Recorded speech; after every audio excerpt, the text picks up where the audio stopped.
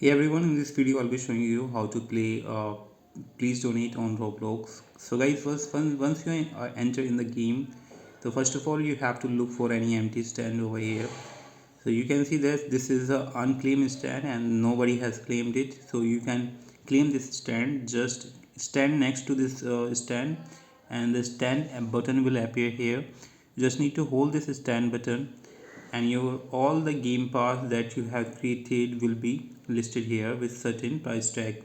So if you don't know how to create your game pass, uh, I'll give the link of the video where you can in which you I'll guide you to how to create a game pass. So once you created your game pass and you once you set up the once you set up the game pass for the sale, uh, when you claim your stand here in the please donate, your all the game pass will be listed here.